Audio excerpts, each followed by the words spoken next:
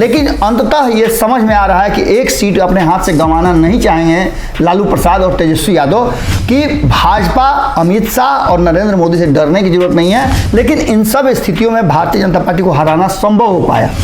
Bharatiya Janata party को सत्ता से बेदखल करने की पूरी तैयारी कर रहे हैं। लोकतंत्र है और लोकतंत्र में हराया जा सकता है जी।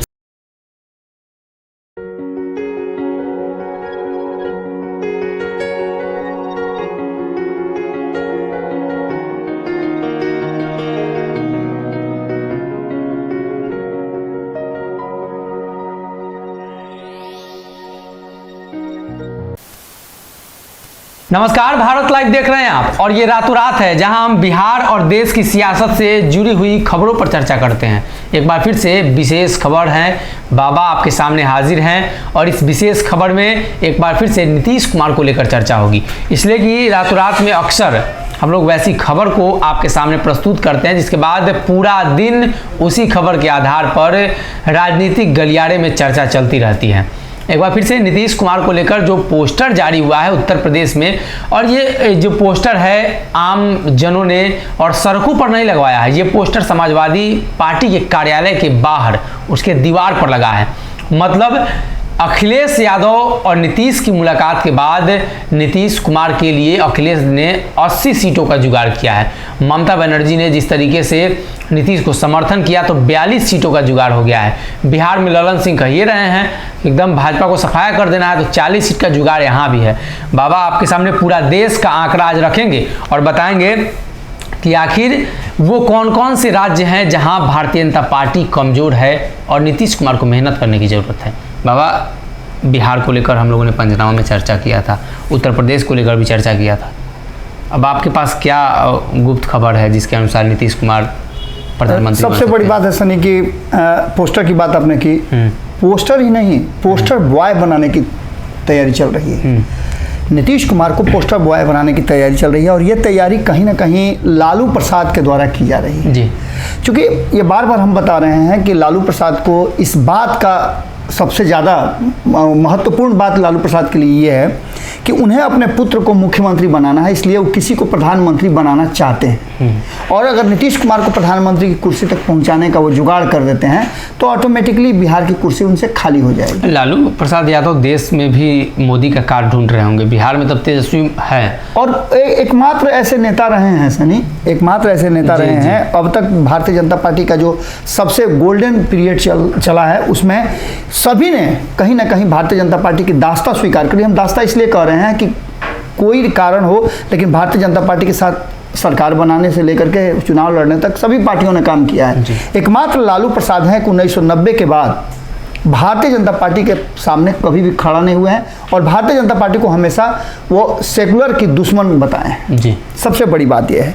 लेकिन आज जो बात हम करने जा रहे हैं वो ये है कि भारतीय जनता पार्टी को देखिए, कभी भी होता क्या है ना कि अगर आपसे मजबूत कोई हो तो पहले जाकर के 2 तबड़ा के उसको मार दीजिएगा तो ऑटोमेटिकली उसका सारा जो माने दबंगता है वो समाप्त हो जाता है। अगर पहला अटैक आपने कर दिया तो नीतीश पहला अटैक कर रहे हैं। बिल्कुल। अब यहाँ देख लीजिए आप कि भारतीय जनता पार्टी से बिहार छीन लिया गया और बिहार छीनने का उस दिन, जिस दिन छीना गया उस दिन भी भारतीय जनता पार्टी को एहसास नहीं था, उसका सारा इनपुट फेल हो गया। ये सबसे बड़ी बात है कि नीतीश कुमार कहीं ना कहीं, नीतीश और लालू ने ऐसा प्लान बनाया था जिसकी भनक किसी को नहीं लगी। उस दिन तक, जिस दिन नीतीश कुमार राज्यपाल के पास इस्तीफा सौंपने गए, उस दिन सुबह तक दिल्ली से पूछा जा रहा था कि क्या स्थिति है, सब ठीक है। तो यहाँ के लोग बता रहे थे कि चिंता की कोई बात नहीं है, नीतीश जी हमारे साथ हैं जी। लेकिन उसका नतीजा क्या हुआ आप देख लिए। अब इसमें सबसे बड़ी बात जो है ना वो ये है कि आखिर भारतीय जनता पार्टी को कैसे, वो कहा जाता है कि आप देखिएगा कि बछड़ा जब बहुत ज़्यादा कूदता है तो उसको छान लगाया जाता है पैर में, देखिएगा, या गाय दूधते समय आप देखिएगा रस्सी से उसका पिछला पैर बांध दिया जाता है कि वो बाल्टी में न मारे। वही काम बिहार से भाजपा को और नरेंद्र मोदी को रोकने के लिए किया जा रहा है, जिसकी बेचैनी साफ नजर आ रही है कि अमित शाह से लेकर के 18-19 बिहार में ही कार्यक्रम तय किए गए हैं भारतीय जनता पार्टी के शीर्ष नेताओं, बड़े नेताओं का, जिसमें पहली शुरुआत सीमांचल से हो रही है। और सीमांचल से जो बार बार शक व्यक्त किया जा रहा है महागठबंधन के नेताओं द्वारा कि भारतीय जनता पार्टी और अमित शाह यहाँ आ रहे हैं माहौल बिगाड़ने जी। अब इस बात में कितना दम है तो उनके आने के बाद पता चलेगा, लेकिन एनआईए की रेड वगैरह वगैरह ये सब बातें चल रही हैं। लेकिन सबसे बड़ी बात यह है कि हम आखिर ये क्यों कह रहे हैं कि बिहार गया अब दिल्ली भी जाएगा, तो उसके पीछे कारण है कि जो हमने शुरू में बताया कि अगर कोई बहुत ज़्यादा उछल कूद कर रहा हो तो उसको कहीं ना कहीं कोई रास्ता निकाला जाता है कि उसको रोका जाए, चापा जाए।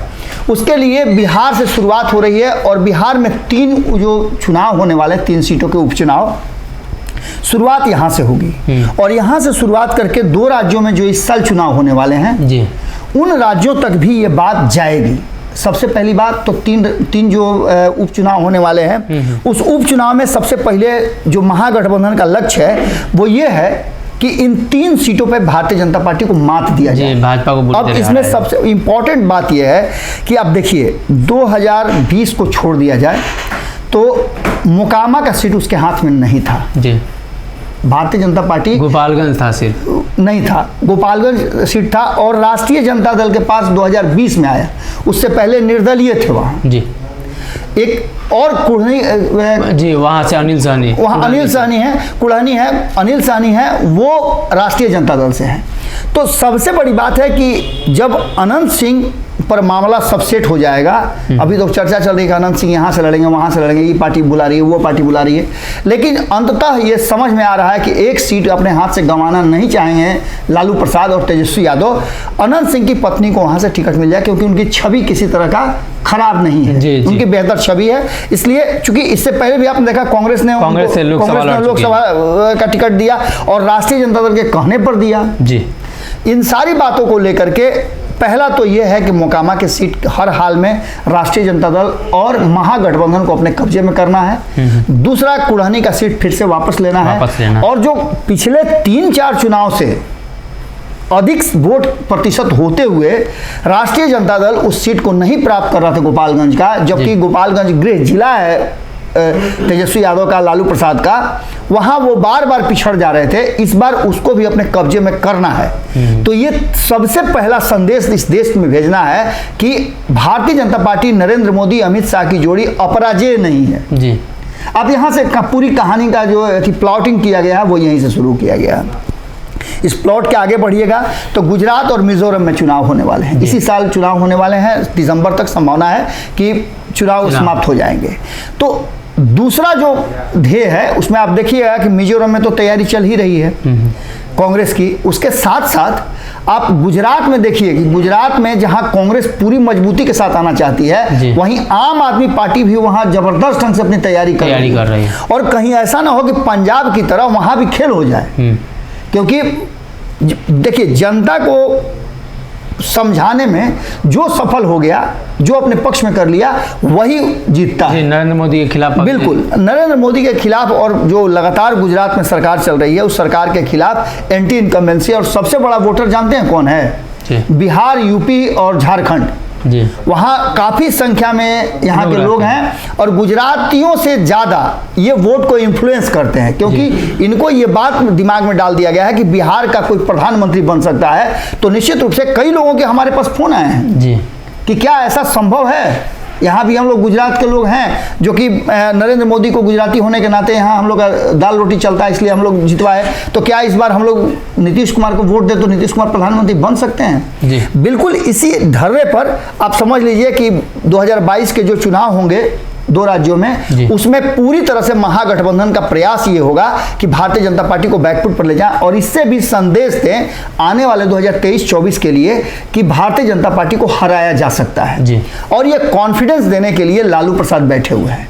लालू प्रसाद ने स्पष्ट तरीके से ये संदेश दिया है कि भारतीय जनता पार्टी के साथ मैं हमेशा से विरोध में रहा हूं, चाहे जितना भी दबंग अपने आप को भारतीय जनता पार्टी, जितना भी भारतीय जनता पार्टी से आप लोग डर रहे हैं, बाय हुक एंड क्रूक जो सरकार बना लेती है, यहां देखिए हम बिहार से उसको पलट सकते हैं। 2015 में भी उन्होंने संदेश दिया था और अब स्पष्ट संदेश दे रहे हैं कि भारतीय जनता पार्टी को बैकफुट पर लाया जा सकता है, उस सत्ता से बेदखल किया जा सकता है। इसमें सबसे पहला काम तो ऑलरेडी हो चुका है जी, कि आपने देखा कि किस तरह से सरकार बदल गई, भारतीय जनता पार्टी से कोई डर नहीं है। लगातार तेजस्वी यादव बोल रहे हैं कि ईडी सीबीआई जितना लगाना है लगाइए, हम जो कर रहे हैं वही करेंगे, बिहार के हित के लिए काम करेंगे जी। दूसरा सबसे महत्वपूर्ण बात कि जो इन चुनावों में परिणाम आएंगे उसका असर 2023 के चुनाव में होगा। लगभग मान के चलिए कि 8-9 राज्यों में चुनाव होने हैं जी। अगर हम सही हैं तो 9 राज्यों में चुनाव होने हैं, और 9 राज्यों में उसके बाद दूसरा अटैक जो होगा वो 9 राज्यों में होगा, और 2023 में एक बार फिर से भारतीय जनता पार्टी के सामने साझा विपक्ष जो मिल करके, महागठबंधन मिल करके प्रयास करेगा, और इसके वोटों का जो ध्रुवीकरण होगा वो आप समझ सकते हैं कि किस तरह से सीधी लड़ाई होगी जी। जो क्षेत्रीय दल या राष्ट्रीय दल जहां मजबूत है, जिस राज्य में मजबूत है, एग्रीमेंट के हिसाब से उस राज्य में बाकी के लोग जाकर के मदद करेंगे, जैसा आपने देखा होगा पश्चिम बंगाल में हुआ था जी। पश्चिम बंगाल में आपने देखा कि किस तरह से सिर्फ ममता बनर्जी की पार्टी वहां से लड़ी, और उसके सपोर्ट में बिहार से कई दल तैयार हो गए। राष्ट्रीय जनता दल ने भी उनका सपोर्ट किया, हालांकि कांग्रेस के साथ और वाम दलों के साथ उनका बातचीत नहीं हो पाया था, लेकिन इन सब स्थितियों में भारतीय जनता पार्टी को हराना संभव हो पाया।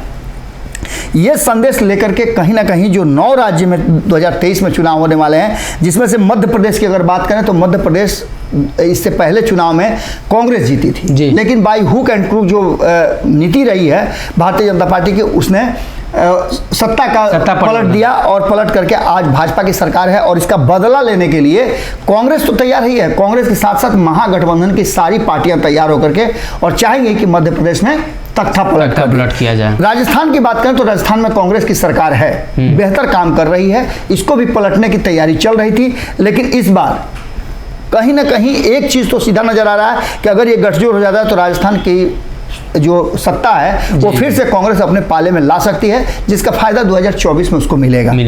बात करें कर्नाटक की तो कर्नाटक में भी एलाइज सरकार है, बीजेपी की सरकार है, और यहाँ दक्षिण के जो नेता हैं वो भी पूरी तरह से अलर्ट हो रहे हैं, और अलर्ट होने का आप देखे होइएगा कि तेलंगाना के मुख्यमंत्री बिहार आए थे, जी। वो पूरी तरह से सपोर्ट में खड़े हैं। इसके बाद छत्तीसगढ़ की बात करें तो छत्तीसगढ़ ऑलरेडी कांग्रेस के पास है, और कांग्रेस चाहेगी कि चूंकि कांग्रेस के साथ सबसे बड़ी बात हुई कि भाजपा अकेली पड़ रही है जी। और यहाँ महागठबंधन के सब दल अगर एक साथ मिल जाते हैं, जहां से वोट कट करके और भारतीय जनता पार्टी जीत हासिल कर लेती थी, वो मामला अब नहीं होगा, सीधा लड़ाई होगा, और सीधी लड़ाई में जनता को भी लगेगा कि भारतीय जनता पार्टी और महागठबंधन के उम्मीदवार में से कौन बेहतर है जी।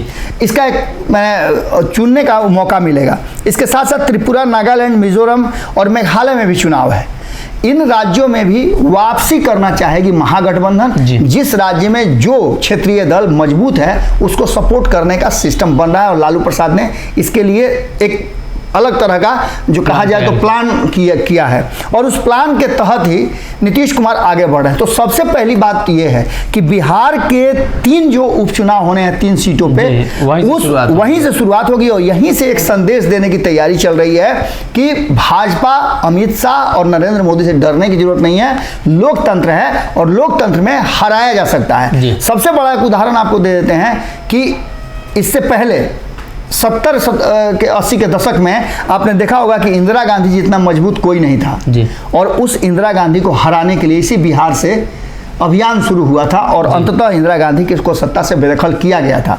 उसी अंदाज में जेपी के ही चेला जो उस आंदोलन के हिस्सा हुआ करते थे, आज पूरी तरह से तैयार नजर आ रहे हैं और भारतीय जनता पार्टी को सत्ता से बेदखल करने की पूरी तैयारी कर रहे हैं। अगर ये संदेश चला गया तो इस देश में निश्चित रूप से बिहार से जैसे हटाया गया है, वैसे लालू प्रसाद, तेजस्वी यादव और नीतीश कुमार मिल करके और बाकी के जो 7 दल हैं भारतीय जनता पार्टी को केंद्र की सत्ता से भी बेदखल कर सकते हैं जी। तो कहीं ना कहीं बिहार से नीतीश कुमार ने शुरुआत की है, और बिहार में जो 3 सीटों पर उपचुनाव होंगे उससे शुरुआत हो सकती है, या यूँ कहें तो देश के 2 राज्यों में जो चुनाव होने वाले हैं इस वर्ष, उससे भी हो सकते हैं। अगर भारतीय जनता पार्टी का प्रदर्शन खराब रहा तो आने वाले दिनों में उसके लिए मुश्किलें होंगी, और यही विपक्षी दल चाहते हैं कि भाजपा को कैसे भी उन सभी राज्यों में कमजोर किया जाए। अगर ये वीडियो पसंद आई और वह बिहार के राजनीति और बिहारियत से सरोकार रखेनी तो सब्सक्राइब बटन दबा के चैनल के सब्सक्राइब कर ली। ओजे एगो घंटी बा, ओकरा बटन दबा देला से कुल सटीक और मारक खबर रुआ मुफ्त में मिल जाई। अगर रुआ पत्रकारिता के हमनी के नया प्रयोग में सहयोग कर चाहतानी तो ज्वाइन बटन दबा दी।